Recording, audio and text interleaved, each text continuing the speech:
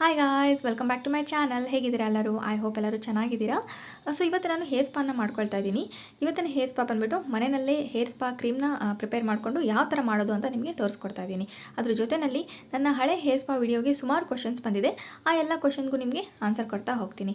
So ಬನ್ನಿ, ತಡ ಮಾಡೋದು ಬೇಡ, ಈ ಕ್ರೀಮ್ನ ಯಾವ ಥರ ಪ್ರಿಪೇರ್ ಮಾಡೋದು ಅಂತ ನಿಮಗೆ ತೋರಿಸ್ಕೊಡ್ತೀನಿ. ಇಲ್ಲಿ ನಾನೊಂದು ಬೌಲ್ ಮತ್ತು ಒಂದು ಸ್ಪೂನ್ನ ತೊಗೊಳ್ತಾ ಇದ್ದೀನಿ. ಎಲ್ಲ ಇಂಗ್ರೀಡಿಯೆಂಟ್ಸ್ನ ಮಿಕ್ಸ್ ಮಾಡ್ಕೊಳ್ಳೋದಕ್ಕೆ ಕೊಕೊನಟ್ ಆಯಿಲ್ನ ತೊಗೊಳ್ತಾ ಇದ್ದೀನಿ. ಎಲೋವೆರಾ ಜೆಲ್ನ ತೊಗೊಳ್ತಾ ಇದ್ದೀನಿ. ಯಾವ್ದು ಬೇಕಾದ್ರೂ ತೊಗೋಬೋದು, ಇದೇ ಬ್ರ್ಯಾಂಡ್ ಅಂತ ಏನೂ ಇಲ್ಲ, ಯಾವ ಬ್ರ್ಯಾಂಡ್ ಬೇಕಾದ್ರೂ ನೀವು ಯೂಸ್ ಮಾಡ್ಕೋಬೋದು. ಇಲ್ಲಿ ಹೇರ್ ಸೆರಮ್ನ ತೊಗೊಳ್ತಾ ಇದ್ದೀನಿ. ಎನಿ ಬ್ರ್ಯಾಂಡ್, ಇದು ಕೂಡ ಅಷ್ಟೇ ನನ್ನ ಹತ್ರ ಲಾರಿಯಲ್ ಇದೆ, ಅದನ್ನು ಯೂಸ್ ಮಾಡ್ತಾ ಇದ್ದೀನಿ. ನೀವು ಬೇಕಾದರೆ ಲಿವಾನ್ ಆ ಥರದ್ದು ಕೂಡ ಯೂಸ್ ಮಾಡ್ಕೋಬೋದು, ತುಂಬಾ ಅಫೋರ್ಡಬಲ್ ಆಗಿರುತ್ತೆ. ಟೀ ಟ್ರೀ ಆಯಿಲ್ನ ತೊಗೊಳ್ತಾ ಇದ್ದೀನಿ. ಇಲ್ಲಿ ನಾನು ಬಾಡಿ ಶಾಪರ್ದು ಯೂಸ್ ಮಾಡ್ತಾ ಇದ್ದೀನಿ. ಇದು ಸ್ವಲ್ಪ ಎಕ್ಸ್ಪೆನ್ಸಿವ್ ಇರುತ್ತೆ. ಇದು ಎಲ್ಲ ಕಡೆಯೂ ಸಿಗುತ್ತೆ, ಆನ್ಲೈನ್ ಆಫ್ಲೈನ್ ಎಲ್ಲ ಕಡೆಯೂ ಸಿಗುತ್ತೆ. ಇದಿಲ್ಲ ಅಂದರೆ ಸ್ವಲ್ಪ ಲಿಂಬೆಹಣ್ಣಿನ ರಸ ಯೂಸ್ ಮಾಡ್ಕೋಬೋದು. ಹಾಗೆ ವಿಟಮಿನ್ ಇ ಕ್ಯಾಪ್ಸೂಲ್ಸ್ನ ತೊಗೊಳ್ತಾ ಇದ್ದೀನಿ. ಇದು ಕೂಡ ಅಷ್ಟೇ ಎಲ್ಲ ಕಡೆ ಸಿಗುತ್ತೆ. ಮೆಡಿಕಲ್ ಶಾಪ್ಸಲ್ಲಿ ಹೋಗಿ ಕೇಳಿದ್ರೆ ಒಂದು 2 ರೂಪೀಸ್ಗೆ ಒಂದು ಕ್ಯಾಪ್ಸೂಲ್ ನಮಗೆ ಬೀಳುತ್ತೆ. ತುಂಬಾ ಬೆನಿಫಿಟ್ ಇದೆ, ಇದನ್ನ ಸ್ಕಿಪ್ ಮಾಡ್ಕೊಳಕ್ಕೆ ಹೋಗಬೇಡಿ. ಇವಾಗ ನಾನು ಕೊಕೊನಟ್ ಆಯಿಲ್ನ 2 ಸ್ಪೂನಾಗಿ ತೊಗೊಳ್ತಾ ಇದ್ದೀನಿ. ನನ್ನ ಕೂದಲು ಹೇರ್ ಲೆಂತ್ ಎಷ್ಟಿದೆಯೋ ಅದನ್ನು ನೋಡಿಕೊಂಡು ನಾನು ಆಯಿಲ್ನ ತೊಗೊಳ್ತಾ ಇದ್ದೀನಿ. ನಿಮ್ಮ ಕೂದಲು ಸ್ವಲ್ಪ ಕಮ್ಮಿ ಇದ್ದರೆ 1 ಸ್ಪೂನ್ ಅಥವಾ ಅಕಾರ್ಡಿಂಗ್ ಟು ದಟ್ ನೀವು ಜಾಸ್ತಿ ಕೂಡ ಮಾಡ್ಕೋಬೋದು. ನನಗೆ 2 ಸ್ಪೂನ್ ಸಾಕಾಗುತ್ತೆ. 2 ಸ್ಪೂನ್ ಆಯಿಲ್ಗೆ ನಾನು 2 ಸ್ಪೂನ್ ಆಗೋಷ್ಟು ಎಲೋವೆರಾ ಜೆಲ್ನ ತೊಗೊಳ್ತಾ ಇದ್ದೀನಿ. ನೀವು 3 ಸ್ಪೂನ್ ಆಯಿಲ್ ತೊಗೊಂಡಿದ್ರೆ 3 ಸ್ಪೂನ್ ಎಲೋವೆರಾ ಜೆಲ್ನ ನೀವು ಹಾಕ್ಕೋಬೋದು. ಅದ್ರ ಜೊತೆಯಲ್ಲಿ 2 ಸ್ಪೂನ್ ಆಗೋಷ್ಟು ಈ ಹೇರ್ ಸೆರಮ್ನ ಹಾಕ್ಕೊಳ್ತಾ ಇದ್ದೀನಿ. 3 ಇಂಗ್ರೀಡಿಯೆಂಟ್ಸ್ ಈಕ್ವಲ್ ಆಗಿ ಇರಲಿ. ಹಾಗೆ ಇಲ್ಲಿ ಟೀ ಟ್ರೀ ಆಯಿಲ್ನ ಹಾಕ್ಕೊಳ್ತಾ ಇದ್ದೀನಿ. ಇದನ್ನು ಒಂದು 10 ಡ್ರಾಪ್ಸ್ ಆಗೋಷ್ಟು ಹಾಕ್ಕೊಳ್ತಾ ಇದ್ದೀನಿ. ನೀವು 1 ಸ್ಪೂನ್ಗಾದರೆ 5 ಡ್ರಾಪ್ಸ್ ಆ ಥರ ಹಾಕ್ಕೊಳ್ಳಿ. ತುಂಬ ಜಾಸ್ತಿ ಹಾಕ್ಕೊಳಕ್ಕೆ ಹೋಗಬೇಡಿ, ತುಂಬ ಸ್ಟ್ರಾಂಗ್ ಆಗಿರುತ್ತೆ. ಈವನ್ ಲಿಂಬೆಹಣ್ಣಿನ ರಸ ಕೂಡ ಅಷ್ಟೇ ಸ್ವಲ್ಪನೇ ಹಾಕ್ಕೊಳ್ಳಿ. ಎಷ್ಟು ಡ್ರಾಪ್ ನಾನು ತೋರಿಸ್ತಾ ಇದ್ದೀನಿ ಅಷ್ಟೇ ಡ್ರಾಪ್ಸ್ ಹಾಕ್ಕೊಳ್ಳಿ. ತುಂಬ ಜಾಸ್ತಿ ಆದರೆ ಹೇರ್ ವೈಟ್ ಆಗೋ ಚಾನ್ಸಸ್ ಇರುತ್ತೆ. ಆಮೇಲೆ ಇಲ್ಲಿ ವಿಟಮಿನ್ ಇ ಕ್ಯಾಪ್ಸೂಲ್ನ ಹಾಕ್ಕೊಳ್ತಾ ಇದ್ದೀನಿ. ನಿಮ್ಮ ಕೂದಲು ಜಾಸ್ತಿ ಡ್ಯಾಮೇಜ್ ಆಗಿದ್ದರೆ ನೀವು ಇದನ್ನ ಬೇಕಾದರೆ ಹೆಚ್ಚು ಕಮ್ಮಿ ಮಾಡ್ಕೋಬೋದು, ಏನೂ ತೊಂದರೆ ಆಗೋಲ್ಲ. ತುಂಬಾ ಬೆನಿಫಿಟ್ ಇರುತ್ತೆ. ಈವನ್ ಸ್ಕಿನ್ಗೂ ಅಷ್ಟೇ ವಿಟಮಿನ್ ಇ ಕ್ಯಾಪ್ಸೂಲ್ಸ್ ನೀವು ಹಾಗೆ ಅಪ್ಲೈ ಮಾಡಿಕೊಂಡು ಮಲ್ಕೋಬೋದು. ತುಂಬ ಬೆನಿಫಿಟ್ ಇದೆ ಈ ವಿಟಮಿನ್ ಇ ಕ್ಯಾಪ್ಸೂಲ್ಸ್ನಲ್ಲಿ. ಇದನ್ನು ಇವಾಗ ಚೆನ್ನಾಗಿ ಮಿಕ್ಸ್ ಮಾಡ್ಕೊಳ್ಳೋಣ. ಅಂದರೆ ಸ್ವಲ್ಪ ಆಯಿಲ್ ಮತ್ತು ಈ ಎಲೋವೆರಾ ಜೆಲ್ ಸ್ವಲ್ಪ ವಾಟರ್ ಕಂಟೆಂಟ್ ಇರೋದ್ರಿಂದ ಸ್ವಲ್ಪ ಬೇಗ ಮಿಕ್ಸ್ ಆಗೋಲ್ಲ. ಒಂದು 2 ಮಿನಿಟ್ಸ್ವರೆಗೂ ಚೆನ್ನಾಗಿ ಈ ಥರ ಮಿಕ್ಸ್ ಮಾಡ್ಕೊಳ್ಳೋಣ. ಇವಾಗ ನಮ್ಮ ಕ್ರೀಮ್ ರೆಡಿ ಆಗಿದೆ. ಅಪ್ಲೈ ಮಾಡ್ಕೊಳ್ಳೋಕ್ಕೂ ಮುಂಚೆ ಕ್ಲೀನಾಗಿ ಒಂದ್ಸಲ ತಲೆ ಬಾಚ್ಕೊಳ್ಳೋಣ. ಯಾವುದೇ ರೀತಿಯ ಗಂಟು ಸಿಕ್ಕು ಇಲ್ಲದೇ ಇರೋ ಥರ ಕ್ಲೀನಾಗಿ ತಲೆ ಬಾಚ್ಕೊಳ್ಳೋಣ. ಯಾವುದೇ ಕ್ರೀಮ್ ಆಗಿರ್ಬೋದು, ಸ್ಪಾ ಆಗಿರ್ಬೋದು, ಆಯಿಲ್ ಆಗಿರ್ಬೋದು, ನಾವು ಅಪ್ಲೈ ಮಾಡ್ಕೊಳ್ಳೋಕ್ಕೂ ಮುಂಚೆ ಕ್ಲೀನಾಗಿ ಈ ಥರ ತಲೆ ಬಾಚ್ಕೊಂಡ್ರೆ ಎಲ್ಲ ಇಂಗ್ರೀಡಿಯೆಂಟ್ಸ್ ಹೋಗ್ಬಿಟ್ಟು ಕ್ಲೀನಾಗಿ ಕೂದಲಿಗೆ ಅಪ್ಲೈ ಆಗುತ್ತೆ. ಆವಾಗ ನಮಗೆ ಒಳ್ಳೆ ಬೆನಿಫಿಟ್ ಸಿಗುತ್ತೆ. ಸೊ ಇವಾಗ ನಾನು ಅಪ್ಲೈ ಮಾಡ್ತಾ ಹೋಗ್ತೀನಿ. ಕೂದಲನ್ನ ಈ ಥರ ಸೆಕ್ಷನ್ ಮಾಡಿಕೊಂಡು ಸ್ವಲ್ಪ ನಾರ್ಮಲಾಗಿ ಈ ಆಯಿಲ್ನ ಯಾವ ಥರ ಅಪ್ಲೈ ಮಾಡ್ತೀವೋ ಅದೇ ಥರನೇ, ಏನು ಸ್ಪೆಷಲ್ ಸ್ಕಿಲ್ಸ್ ಇರಬೇಕು ಅಂತ ಏನೂ ಇಲ್ಲ. ಅದ್ರ ಜೊತೆಯಲ್ಲಿ ಇವಾಗ ನಮಗೆ ಬಂದಂಥ ಕ್ವಶನ್ಸ್ ಏನಿದೆ, ನೀವು ಕೇಳಿದಂಥ ಕ್ವಶನ್ಸ್ಗೆ 1 ಬೈ 1 ಆನ್ಸರ್ ಮಾಡ್ತಾ ಹೋಗ್ತೀನಿ. ಫಸ್ಟ್ ಕ್ವಶನ್ ಬಂದುಬಿಟ್ಟು, ಹೇರ್ ಸ್ಪಾ ಮಾಡಿಸೋದ್ರಿಂದ ಹೇರ್ ಲಾಂಗ್ ಆಗುತ್ತಾ ಅಂತ ಕೇಳ್ತಾ ಇದ್ದೀರಾ. ಖಂಡಿತವಾಗ್ಲೂ ಆಗುತ್ತೆ. ಯಾಕೆ ಅಂತ ಹೇಳಿದ್ರೆ ಈ ಪ್ರಾಸೆಸ್ನಲ್ಲಿ ನಾವು ಹೇರ್ ಮಸಾಜ್ ಮತ್ತು ಹೆಡ್ ಮಸಾಜ್ ಎಲ್ಲ ಮಾಡ್ಕೊಳ್ತೀವಿ. ಹೆಡ್ ಮಸಾಜ್ ಮಾಡೋದ್ರಿಂದ ಒಂದು ತುಂಬ ಒಳ್ಳೆ ಬ್ಲಡ್ ಸರ್ಕ್ಯುಲೇಷನ್ ಆಗುತ್ತೆ, ಮೈಂಡ್ ರಿಲ್ಯಾಕ್ಸ್ ಆಗುತ್ತೆ. ಆಮೇಲೆ ನಮ್ಮ ಹೆಡ್ಡಲ್ಲಿರೋವಂಥ ಈ ಹೀಟ್ ಏನಿದೆ ಅದು ಕೂಡ ರಿಲೀಸ್ ಆಗುತ್ತೆ. ಅದ್ರ ಜೊತೆಯಲ್ಲಿ ನಾವು ರೂಟ್ಸ್ಗೆ ಮಸಾಜ್ ಮಾಡೋದ್ರಿಂದ ಇನ್ನೇನು 2 ದಿನದಲ್ಲಿ 3 ದಿನದಲ್ಲಿ ಅಥವಾ 1 ವಾರದಲ್ಲಿ ಬೀಳುವಂಥ ಕೂದಲು ಉದುರುತ್ತೆ.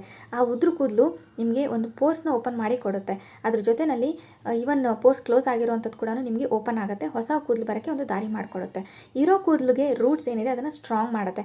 ಸೊ ಹಾಗಾಗಿ ಅಲ್ಟಿಮೇಟ್ಲಿ ಇದು ಹೇರ್ ಲಾಂಗ್ ಆಗೋಕ್ಕೆ ನಿಮಗೆ ಹೆಲ್ಪ್ ಮಾಡುತ್ತೆ. ನೆಕ್ಸ್ಟ್ ಕ್ವಶನ್ ಬಂದುಬಿಟ್ಟು, ಹೇರ್ ಸ್ಪಾ ಮಾಡಿಸಿ ಹೇರ್ ಕಲರ್ ಮಾಡಿಸ್ಬೋದಾ ಅಂತ ಕೇಳಿದ್ದೀರಾ. ಖಂಡಿತವಾಗ್ಲೂ ನೀವು ಹೇರ್ ಕಲರ್ನ ಮಾಡಿಸ್ಕೋಬೋದು. ಹೇರ್ ಸ್ಪಾ ಮಾಡಿಸೋದಕ್ಕೂ ಹೇರ್ ಕಲರ್ಗೂ ಅಷ್ಟು ಏನು ನಿಮಗೆ ಡಿಫ್ರೆನ್ಸ್ ಆಗಲ್ಲ. ಬಟ್ ನೀವು ಹೇರ್ ಕಲರ್ ಮಾಡಿಸಿ ಹೇರ್ ಸ್ಪಾ ಮಾಡಿಸಿದ್ರೆ, ಹೇರ್ ಕಲರ್ ಮಾಡಿಸಿದಾಗ ಒಂದಿಷ್ಟು ಕೂದಲು ಡ್ಯಾಮೇಜ್ ಆಗಿರುತ್ತೆ, ಅದನ್ನ ರಿಪೇರ್ ಮಾಡ್ಕೊಳ್ಳೋಕ್ಕೆ ತುಂಬಾ ಯೂಸ್ ಆಗುತ್ತೆ. ಆಲ್ರೆಡಿ ನಾನು ಈ ಕ್ವಶನ್ಗೆ ಅವ್ರಿಗೆ ಆನ್ಸರ್ ಮಾಡಿದ್ದೆ. ಆದರೂ ಇಲ್ಲಿ ಏನಕ್ಕೆ ಹೇಳ್ತಾ ಇದ್ದೀನಿ ಅಂತಂದರೆ, ಬೇರೆಯವ್ರಿಗೂ ಈ ಥರ ಕ್ವಶನ್ಸ್ ಇದ್ದರೆ ಒಂದು ಆನ್ಸರ್ ಎಲ್ಲರಿಗೂ ಸಿಕ್ಕಲಿ ಅಂತ ಹೇಳಿಬಿಟ್ಟು ಇದನ್ನು ಹೇಳ್ತಾ ಇದ್ದೀನಿ. ಬನ್ನಿ ನೆಕ್ಸ್ಟ್ ಕ್ವಶನ್ಗೆ ಹೋಗೋಣ. ನೆಕ್ಸ್ಟ್ ಕ್ವಶನ್ ಬಂದುಬಿಟ್ಟು, ಹೇರ್ ಸ್ಮೂತ್ನಿಂಗ್ ಮಾಡಿಸಿದ್ದೀನಿ, ಹೇರ್ ಸ್ಪಾ ಮಾಡಿಸ್ಕೋಬೋದಾ ಅಂತ ಕೇಳ್ತಾ ಇದ್ದೀರಾ. ಸೊ ಡೆಫಿನೆಟ್ಲಿ ಹೇರ್ ಸ್ಮೂತಿಂಗ್ ಆದಮೇಲೆ ಹೇರ್ ಸ್ಪಾ ಮಾಡಿಸ್ಕೊಳ್ಳೇಬೇಕಾಗುತ್ತೆ. ಏನಕ್ಕೆ ಅಂದರೆ ಕೆಲವು ದಿನಗಳವರೆಗೂ ನಾವು ಆಯಿಲ್ ಆಗಲಿ ಹೋಮ್ ರೆಮಿಡೀಸ್ ಆಗಲಿ ಏನೂ ಅಪ್ಲೈ ಮಾಡೋ ಆಗಿರಲ್ಲ. ಬಟ್ ನಿಮ್ಮ ಕೂದಲು ಏನಾದರೂ ಆಲ್ರೆಡಿ ಸ್ವಲ್ಪ ಡ್ರೈ ಇದು ಡ್ಯಾಮೇಜ್ ಇತ್ತು ಅಂತ ಹೇಳಿದ್ರೆ ಇನ್ನೂ ಜಾಸ್ತಿ ಡ್ಯಾಮೇಜ್ ಆಗಿಬಿಡುತ್ತೆ. ಸೊ ಹೇರ್ ಸ್ಮೂತಿಂಗ್ ಆದಮೇಲೆ ಹೇರ್ ಸ್ಪಾ ಮಾಡಿಸ್ಕೊಳ್ಳೋದು ತುಂಬಾ ಇಂಪಾರ್ಟೆಂಟ್ ಆಗುತ್ತೆ. ನೀವು ಮಾಡಿಸ್ಕೊಳ್ದೇ ಇದ್ದರೆ ಅಕಸ್ಮಾತ್ ನಿಮ್ಮ ಕೂದಲು ಡ್ಯಾಮೇಜ್ ಇತ್ತು ಅಂದರೆ ಆಗಲೇ ಹೇಳಿದಾಗೆ ಡ್ರೈ ಆಗೋವಂಥ ಚಾನ್ಸಸ್ ಇರುತ್ತೆ. ನೆಕ್ಸ್ಟ್ ಕ್ವಶನ್ ಬಂದುಬಿಟ್ಟು, ಹೇರ್ ಸ್ಟ್ರೇಟ್ ಆಗುತ್ತಾ ಜಸ್ಟ್ ಸ್ಪಾ ಒಂದೇ ಮಾಡಿಸೋದ್ರಿಂದ ಅಂತ ಕೇಳ್ತಾ ಇದ್ದೀರಾ. ಖಂಡಿತವಾಗ್ಲೂ ಸ್ಟ್ರೇಟ್ ಆಗಲಿ ಕರ್ಲ್ ಆಗಲಿ ಯಾವುದೇ ರೀತಿಯಾದಂಥ ನಿಮ್ಮ ಕೂದಲು ಟೆಕ್ಸ್ಚರ್ ಏನಿದೆ ಅದು ಚೇಂಜ್ ಆಗಲ್ಲ. ಹೇರ್ ಸ್ಪಾ ಮಾಡಿಸೋದ್ರಿಂದ ಜಸ್ಟ್ ಸ್ಮೂತ್ ಆಗುತ್ತೆ, ಸಿಲ್ಕಿ ಆಗುತ್ತೆ, ಸ್ಟ್ರಾಂಗ್ ಆಗುತ್ತೆ, ಕೂದಲು ಬೆಳೆಯೋಕ್ಕೆ ಒಂದು ಹೆಲ್ಪ್ ಆಗುತ್ತೆ ಅನ್ನೋದು ಬಿಟ್ಟರೆ ಹೇರ್ ಕರ್ಲ್ ಆಗಲಿ ಸ್ಟ್ರೇಟ್ ಆಗಲಿ ಯಾವುದೇ ರೀತಿಯಾದಂಥ ಚೇಂಜಸ್ ಆಗಲ್ಲ. ಸಲೂನಲ್ಲಿ ಮಾಡಿಸಿದ್ರೆ ಎಷ್ಟು ಪ್ರೈಸ್ ಆಗುತ್ತೆ ಅಂತ ಕೇಳ್ತಾ ಇದ್ದೀರಾ. ಒಂದೊಂದು ಸಲೂನ್ ಒಂದೊಂದು ಥರ ಇರುತ್ತೆ. ಮಿನಿಮಮ್ ಏನಿಲ್ಲ ಅಂದ್ರೂ 700-800 ರುಪೀಸಿಂದ ಸ್ಟಾರ್ಟ್ ಆಗುತ್ತೆ. ಮುಂಚೆ ಒಂದು 500ಇಂದ ಸ್ಟಾರ್ಟ್ ಆಗ್ತಿತ್ತು, ಬಟ್ ಇವಾಗ ಸ್ವಲ್ಪ ಪ್ರೈಸಸ್ ಎಲ್ಲ ಜಾಸ್ತಿ ಆಗಿದೆ. ಮಿನಿಮಮ್ 700-800ಇಂದ 2000-2500ವರೆಗೂ ಹೇರ್ ಸ್ಪಾ ಪ್ರೈಸಸ್ ಇದೆ. ನೆಕ್ಸ್ಟ್ ಕ್ವಶನ್ ಬಂದುಬಿಟ್ಟು ಹೇರ್ ಸ್ಪಾ ಮಾಡಿಸಿ ಆದಮೇಲೆ ಹೇರ್ ಫಾಲ್ ಆಗಲ್ವಾ ಅಂತ ಕೇಳ್ತಾ ಇದ್ದೀರಾ. ಖಂಡಿತವಾಗ್ಲೂ ನಾನು ಆಗಲೇ ಹೇಳ್ದಾಗೇ ಹಳೆ ಕೂದಲು ಅಂದರೆ ಇವಾಗ ವೀಕ್ ಆಗಿರೋಂಥ ಕೂದಲು ಇನ್ನೊಂದು ಸ್ವಲ್ಪ ದಿನದಲ್ಲೇ ಉದುರುತ್ತೆ ಅನ್ನೋಂಗಿದ್ರೆ ಈಗಲೇ ಉದುರುತ್ತೆ. ಆದರೆ ಹೊಸ ಕೂದಲು ಬರೋಕ್ಕೆ ದಾರಿ ಮಾಡಿಕೊಡುತ್ತೆ. ಇವನ್ ಎಕ್ಸ್ಪರ್ಟ್ಸ್ ಹೇಳೋ ಪ್ರಕಾರ ಒಂದು ದಿನಕ್ಕೆ 100 ಕೂದಲವರೆಗೂ ಉದುರಿದ್ರೂ ಯಾವುದೇ ರೀತಿಯಾದ ಟೆನ್ಷನ್ ಇಲ್ಲ. ಅದಕ್ಕಿಂತ ಜಾಸ್ತಿ ಉದುರಿದ್ರೆ ನೀವು ಡೆಫಿನೆಟ್ಲಿ ಅದನ್ನು ಕೇರ್ ಮಾಡಬೇಕಾಗತ್ತೆ, ಡಾಕ್ಟರ್ನ ಕನ್ಸಲ್ಟ್ ಮಾಡಬೇಕಾಗತ್ತೆ. ಇದಾದಮೇಲೆ ನನ್ನ ಹೇರ್ ಸ್ಪಾ ಆದಮೇಲೆ ನನಗೆ ಎಷ್ಟು ಕೂದಲು ಉದುರಿತು ಅಂತ ಕೂಡ ನಿಮಗೆ ತೋರಿಸ್ತೀನಿ. ಹಾಗಾಗಿ ಕೂದಲು ಉದುರಿತು ಅಂತ ಹೇಳ್ಬಿಟ್ಟು ಟೆನ್ಷನ್ ಮಾಡ್ಕೊಳ್ಳೋಕೆ ಹೋಗಬೇಡಿ. ಹೊಸ ಕೂದಲು ಬರ್ತಾ ಇಲ್ಲ, ತುಂಬ ಜಾಸ್ತಿ ಅಂದರೆ ಜಾಸ್ತಿ ಉದುರ್ತಾ ಇದೆ ಅಂದಾಗ ಮಾತ್ರನೇ ಸಮಸ್ಯೆ. ಸ್ವಲ್ಪ ಕೂದಲು ಉದುರ್ತಾ ಇದೆ ಅಂದಾಗ ಯಾವುದೇ ರೀತಿಯಾದಂಥ ಟೆನ್ಷನ್ ಬೇಡ.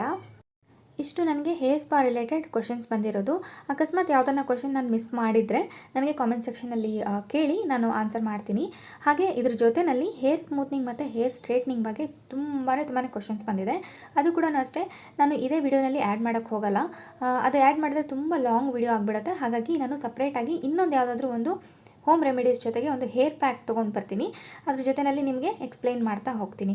ಸೊ ಇವಾಗ ಎಲ್ಲ ಕಂಪ್ಲೀಟಾಗಿ ನಾನು ಹೇರ್ ಏನು ಕ್ರೀಮ್ ಇದೆ, ಹೇರ್ ಸ್ಪಾ ಕ್ರೀಮ್ ಇದೆ, ಎಲ್ಲ ಚೆನ್ನಾಗಿ ಅಪ್ಲೈ ಮಾಡಿ ಆದಮೇಲೆ ತುಂಬಾ ಚೆನ್ನಾಗಿ ಹೇರ್ ಮಸಾಜ್ ಮಾಡ್ಕೊಳ್ಳೋಣ ಮತ್ತು ಹೆಡ್ ಮಸಾಜ್ ಮಾಡ್ಕೊಳ್ಳೋಣ. ಇದರಿಂದ ಆಗಲೇ ಹೇಳಿದಾಗೆ ತುಂಬಾ ಬೆನಿಫಿಟ್ ಇದೆ.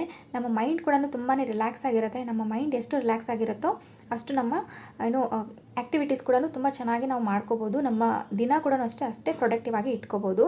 ನಮ್ಮ ಮೈಂಡು ಅಷ್ಟೇ ಕಾಮ್ ಆಗಿರುತ್ತೆ. ಸೊ ಇವಾಗ ಎಲ್ಲ ಕ್ಲೀನಾಗಿ ಅಪ್ಲೈ ಮಾಡಿಬಿಟ್ಟು ಒಂದು ಒಳ್ಳೆ ಮಸಾಜ್ ಕೊಟ್ಟಿದ್ದೀನಿ. ಒಂದು 15 ಮಿನಿಟ್ಸ್ವರೆಗೂ ನಾನು ಈ ಥರ ಮಸಾಜ್ ಮಾಡ್ಕೊಂಡಿದ್ದೀನಿ. ನೀವು ನೋಡ್ಕೊಳ್ಳಿ, ನಿಮ್ಗೆ ಎಷ್ಟೊತ್ತು ಬೇಕು ಅಷ್ಟೊತ್ತವರೆಗೂ ಮಾಡ್ಕೋಬೋದು. ಇಷ್ಟೇ ಟೈಮ್ ಬೇಕು ಅಂತ ಏನೂ ಇಲ್ಲ. ಸೊ ಇದೆಲ್ಲ ಆದಮೇಲೆ ಒಂದು ಬನ್ ಹಾಕ್ಕೊಂಡಿದ್ದೀನಿ. ಕೂದಲೆಲ್ಲ ನೋಡ್ಬೋದು ಇವಾಗ ಎಷ್ಟು ಉದುರಿದೆ ಅಂತ ಹೇಳ್ಬಿಟ್ಟು. ಹಾಗೆ ಕ್ಲಿಪ್ಪೆಲ್ಲ ಹಾಕ್ಕೊಳ್ಳೋಕೆ ಹೋಗ್ಬೇಡಿ. ಒಂದು ದಪ್ಪ ಇರೋ ರಬ್ಬರ್ ಬ್ಯಾಂಡ್ ಹಾಕ್ಕೊಳ್ಳಿ. ತೆಳ್ಳಗಿರೋ ರಬ್ಬರ್ ಬ್ಯಾಂಡ್ ಹಾಕ್ಕೊಂಡ್ರೂ ಕೂದಲು ಕಟ್ಟಾಗೋ ಚಾನ್ಸಸ್ ಇರುತ್ತೆ. ಇಲ್ಲಿ ನಾನು ಹೇರ್ ಸ್ಟೀಮ್ ತೊಗೊಳ್ತಾ ಇದ್ದೀನಿ.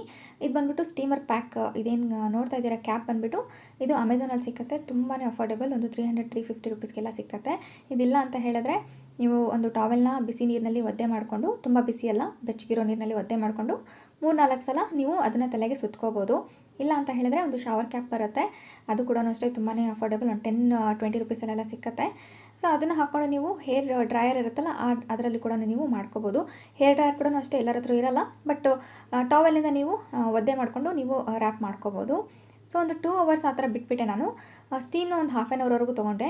ಅದಕ್ಕಿಂತ ಜಾಸ್ತಿ ತೊಗೊಳಕ್ಕೆ ಹೋಗಬೇಡಿ. ಒಂದು 15 ಮಿನಿಟ್ಸ್ ಮಿನಿಮಮ್ ತೊಗೊಳ್ಳಿ, 1/2 ಅವರ್ ಮ್ಯಾಕ್ಸಿಮಮ್. ಅದಕ್ಕಿಂತ ಜಾಸ್ತಿ ನೀವು ತೊಗೊಂಡ್ರಿ ಅಂದರೆ ಹೇರ್ ವೀಕ್ ಆಗಿಬಿಡುತ್ತೆ. ಸೊ ಒಂದು 2 ಅವರ್ಸ್ ಆದಮೇಲೆ ನಾನು ಹೇರ್ ವಾಶ್ ಮಾಡ್ಕೊಂಬಂದಿದ್ದೀನಿ. ನೋಡ್ಬೋದು ಒದ್ದೆ ಕೂದಲಲ್ಲೇ ಎಷ್ಟು ಕೂದಲು ಶೈನಿಯಾಗಿ ಕಾಣಿಸ್ತಾ ಇದೆ ಅಂತ ಹೇಳ್ಬಿಟ್ಟು. ಒಂದೇ ಒಂದು ಕೂದಲು ಕೂಡ ಉದುರಲಿಲ್ಲ. ಇದು ತಲೆ ಸ್ನಾನ ಮಾಡ್ಕೊಂಡು ಬಂದು ಆದಮೇಲೆ ತುಂಬಾ ಸ್ಟ್ರಾಂಗ್ ಆಗಿರುತ್ತೆ ಕೂದಲು, ತುಂಬ ಚೆನ್ನಾಗಿರುತ್ತೆ. ಒಂದು ಸಲ ಟ್ರೈ ಮಾಡಿ. ಹಾಗೆ ನಾನು ಹೇರ್ ಸ್ಮೂತ್ನಿಂಗ್ ಮಾಡಿಸಿ ಆದಮೇಲೆ ಇವಾಗೇನು ಹೊಸ ಕೂದಲು ಬಂದಿದೆ ನೀವು ನೋಡ್ಬೋದು. ಒದ್ದೆ ಇದ್ದಾಗ ತುಂಬ ಜಾಸ್ತಿ ಕರ್ಲಾಗಿ ಕಾಣಿಸುತ್ತೆ, ಬಟ್ ಒಣಗಿದ ಮೇಲೆ ಪರವಾಗಿಲ್ಲ. ಆಮೇಲೆ ಒಬ್ರು ಯಾರು ಕೇಳಿದರು ನನಗೆ, ನನ್ನ ಕೂದಲು ವೇವಿ ಇದೆ ಮಾಡಿಸ್ಕೋಬೋದಾ ಅಂತ. ನೋಡ್ಬೋದು ಇವಾಗ ನಾನು ಕೂದಲು ಸ್ಟ್ರೈಟ್ನಿಂಗ್ ಮಾಡಿಸಿ ಐ ಥಿಂಕ್ ಆಗಿರುತ್ತೆ 6 ಮಂತ್ಸ್, ಎಕ್ಸಾಕ್ಟಾಗಿ ನೆನಪಿಲ್ಲ. ಹೊಸ ಕೂದಲು ಬಂದಮೇಲೆ ಯಾವ ಥರ ಕಾಣಿಸುತ್ತೆ ಅಂತ. ನನಗೆ ವೇವಿ ಕೂದಲೇ ಈ ಥರ ಕಾಣಿಸ್ತಾ ಇದೆ. ಇನ್ನು ತುಂಬ ಕರ್ಲ್ ಇತ್ತು ಅಂದರೆ ಅಷ್ಟು ಚೆನ್ನಾಗಿ ಕಾಣಿಸಲ್ಲ. ಸೊ ಅಂಥವ್ರಿಗೆ ನಾನು ಡೆಫಿನೆಟ್ಲಿ ಸಜೆಸ್ಟ್ ಮಾಡಲ್ಲ. ಸೊ ಈ ವಿಡಿಯೋನ ನಾನು ಇಲ್ಲೇ ಎಂಡ್ ಮಾಡ್ತೀನಿ. ಕೂದಲು ಒಣಗಿಸಿ ತೋರ್ಸೋಕ್ಕೆ ನನಗೆ ಟೈಮ್ ಆಗಲಿಲ್ಲ, ಹಾಗಾಗಿ ಈ ವಿಡಿಯೋನ ಇಲ್ಲೇ ಎಂಡ್ ಮಾಡ್ತೀನಿ. ಇಷ್ಟ ಆದರೆ ಒಂದೇ ಒಂದು ಲೈಕ್ ಮತ್ತು ಕಾಮೆಂಟ್ ಮತ್ತು ಸಬ್ಸ್ಕ್ರೈಬ್ ಮಾಡಿ.